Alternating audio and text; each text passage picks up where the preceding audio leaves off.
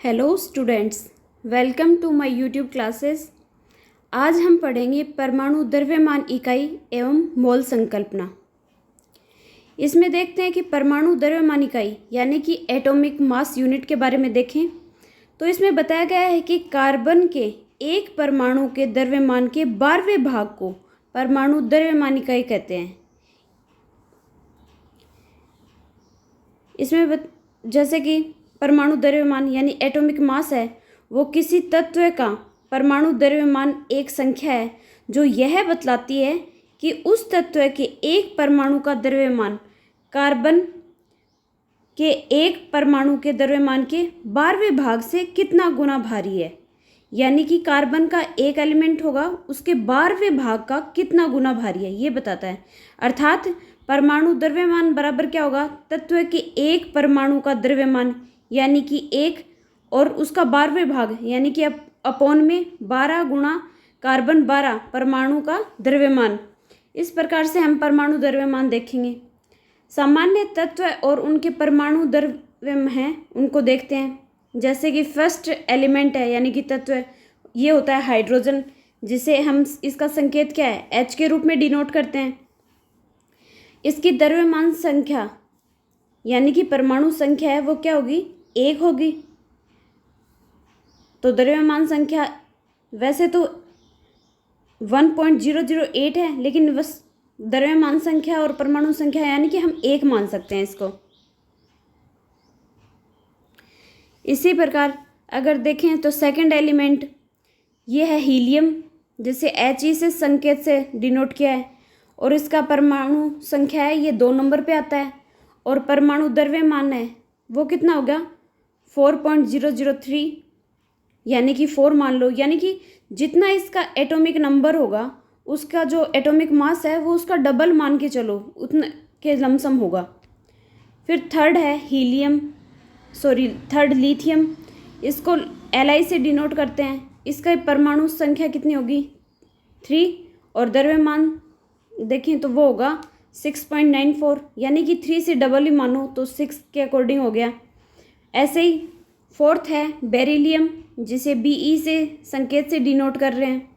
इसका जो परमाणु संख्या है वो क्या होगी 4 और इसका जो परमाणु द्रव्यमान है वो इसका डबल देखें तो 8 ही होगा, लेकिन इसका वैसे होता कितना है 9 यानी कि थोड़ा ज़्यादा 9.013। फिर फोर्थ एलिमेंट ले रहे हैं जैसे कि बोरोन, इसका संकेत इसे B से डिनोट कर रहे हैं। इसका परमाणु संख्या होगी वो होगी 5 और इसको जैसे एटॉमिक मास यानी कि परमाणु द्रव्यमान है डबल कर रहे हैं तो 5 का डबल कितना होगा 10 यानी कि लमसम इसका कितना आ रहा है 10.82। यानी कि ज़्यादातर आप याद रखो कि जो एटॉमिक नंबर जितना होगा उसका डबल होगा वो उसका एटॉमिक मास होगा। अभी ऐसे जैसे देख रहे हैं कि कार्बन है तो कार्बन है वो C से डिनोट किया है और इसकी जो एटॉमिक संख्या है वो होगी 6 और इसका जो एटॉमिक मास होगा यानी 6 का डबल यानी कि 12, तो ये क्या होगा 12 हो गया। तो ऐसे आप याद रखो कि जितना उसका एटॉमिक नंबर है उसका जो एटॉमिक मास है वो उसका लमसम क्या होगा, उसका डबल होगा। इसी प्रकार आप देखो जैसे नाइट्रोजन है तो नाइट्रोजन को N से डिनोट कर रहे हैं। इसकी जो परमाणु संख्या है यानी कि एटॉमिक नंबर है वो कितना होगा 7 और एटॉमिक मास कितना होगा डबल करो यानी कि 14। और फिर 8th एलिमेंट ले रहे हैं हम ऑक्सीजन, जिसे हम O से डिनोट कर रहे हैं। इसकी जो परमाणु संख्या है वो क्या होगी 8 और इसकी जो अगर एटॉमिक मास देखें तो हम अभी बोल रहे थे कि जैसे डबल किया तो 8 का डबल कितना होगा 16 होगा, तो ये लगभग 16 के समथिंग आ रहा है 15.999 यानी हम इसको 16 डिनोट कर सकते हैं। फिर ऐसे जैसे फ्लोरीन है F से डिनोट किया इसको, इसका एटॉमिक नंबर क्या होगा 9 और एटॉमिक मास क्या होगा 19।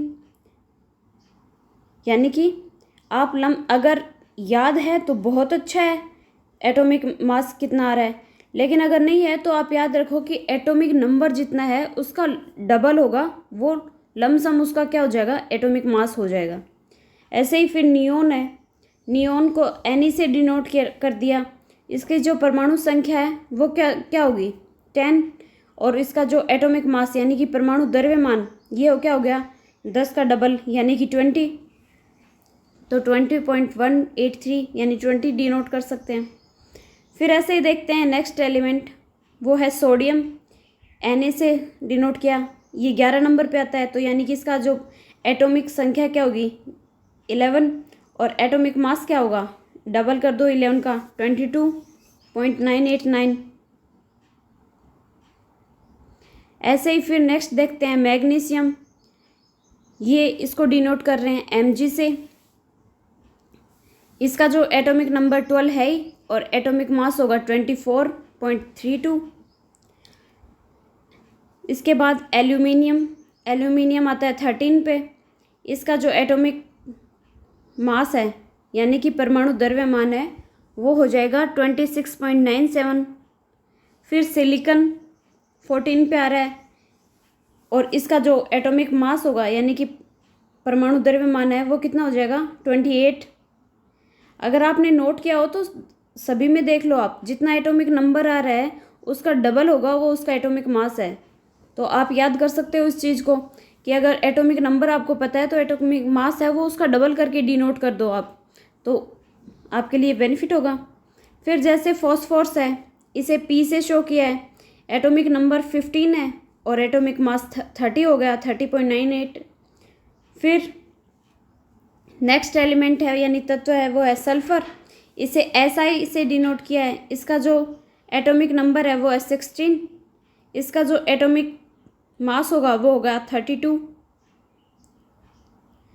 फिर ऐसे ही ये जो आपके जो एटॉमिक नंबर हैं आप लमसम कुछ याद रखो स्टार्टिंग के, ये काफ़ी आते हैं एग्जाम में, तो आप इनको देखो। जैसे अब आप स्टार्टिंग से लग रहे हो, जैसे 1 से लेके अभी तक हम 16 देख चुके, तो 17 नंबर पे क्या आ रहा है क्लोरीन आ रहा है, तो क्लोरीन Cl से डिनोट कर रहे हैं, इसका एटॉमिक नंबर है वो होगा 17 और एटॉमिक मास क्या होगा 35.453।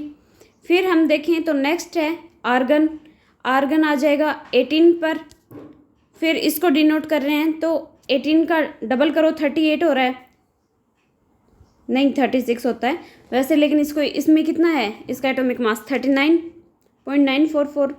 फिर ऐसे ही पोटेशियम है, इसको डिनोट किया है K से, पोटेशियम का बहुत ज़्यादा पूछते हैं तो आप इसको अच्छे से देखो। पोटेशियम का जो एटॉमिक नंबर है वो तो है 19 और एटॉमिक मास है इसका 39.09। फिर कैल्शियम जो कि 20 नंबर पे आ रहा है, कैल्शियम Ca से डिनोट कर रहे हैं और इसका जो एटॉमिक मास होगा वो हो जाएगा 14।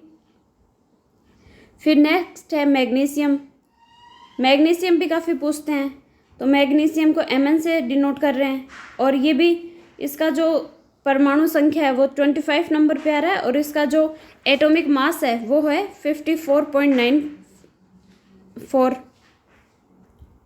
ऐसे ही कुछ एग्जाम्स में ज़्यादा आ रहे हैं तो उन एलिमेंट्स का भी देखते हैं। जैसे लोहा है, इसे Fe से डिनोट कर रहे हैं, इसका जो एटॉमिक नंबर है वो है 26 और जो इसका एटॉमिक मास होगा वो होगा 55.847। फिर जैसे तांबा है, इसको कॉपर बोल रहे हैं या तांबा, तो इसको संकेत Cu हो गया, इसका एटॉमिक नंबर है वो 29 है और एटॉमिक मास होगा 63.546।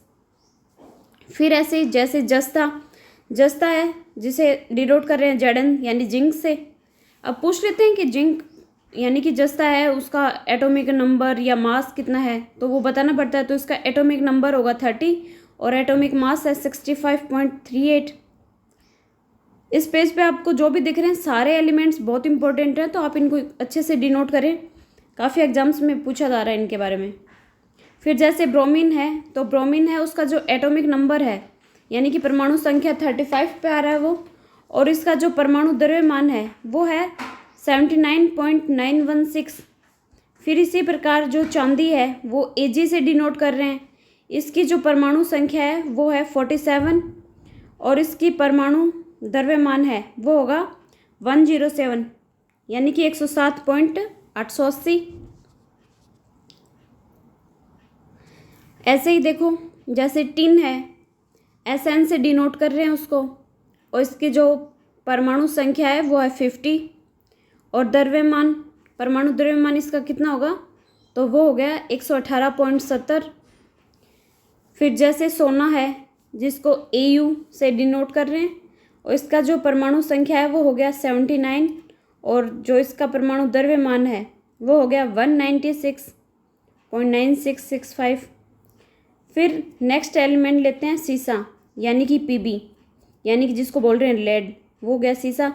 इसका जो एटॉमिक नंबर है वो है 82, और इसका परमाणु द्रव्यमान है 207.21। ये हमने कुछ एलिमेंट्स देखे हैं, तो आप इनको अच्छे से देखें, ये एग्ज़ाम्स में काफ़ी बार पूछे जा रहे हैं और काफ़ी इम्पोर्टेंट हैं, एग्ज़ाम्स के बेस पे काफ़ी इम्पोर्टेंट है। तो आप इन सभी को देखें कि कितने नंबर पे आ रहा है और इनका मास क्या है। फिर हम मोल संकल्पना देखते हैं। जैसे मोल किसी पदार्थ के परमाणु, अणु अथवा आयन की निश्चित संख्या को व्यक्त करता है। यह संख्या 6.022 × 10⁻23 है। इसकी संख्या जो 6.022 × 10⁻23 की मोल को प्रकट करता है, इसको अवोगाद्रो संख्या भी कहते हैं, यानी कि मोल है, इनको अवोगाद्रो संख्या भी कहते हैं। अतः मोल पदार्थ के कणों की अवोगाद्रो संख्या व्यक्त करता है। ये जो अवोगाद्रो संख्या है वो किसी तत्व के 1 ग्राम परमाणु, यानी कि 1 मोल, यानी कि 1 मोल बोल दो चाहे आप अवोगाद्रो संख्या बोलो, यानी कि 1 ग्राम परमाणु में उपस्थित परमाणुओं की संख्या कितनी होगी, 6.022 × 10⁻23 होती है। या किसी पदार्थ के 1 ग्राम अणु, यानी कि 1 मोल में उपस्थित अणुओं की संख्या भी इतनी ही, अर्थात 6.022 × 10⁻23 होती है। इस संख्या को अवोगाद्रो संख्या कहते हैं। इसे प्राय n द्वारा सूचित किया जाता है। अतः n बराबर 6.022 × 10⁻23, यानी कि एग्ज़ाम्स में मोस्ट ऑफ काफ़ी न्यूमेरिकल आते हैं, तो उनमें भी हमें ये वैल्यू चाहिए। और नॉर्मल भी अगर हमसे पूछ ले कि अवोगाद्रो संख्या कितनी होती है, तो उसकी वैल्यू याद रखो आप कि अवोगाद्रो संख्या है वो n = 6.022 × 10⁻23 होती है। आई थिंक आज का टॉपिक आप लोग समझ गए होंगे। अगर आप में किसी को भी इसमें कोई कंफ्यूज हो या कुछ भी पूछना हो तो आप कमेंट करें और पूछ सकते हैं। और नेक्स्ट आने वाला वीडियो में हम नेक्स्ट देखेंगे कि क्या पढ़ना है। आप इन सभी को पढ़ें और अच्छे से डिनोट करें ताकि आपको हेल्प हो। Thank you.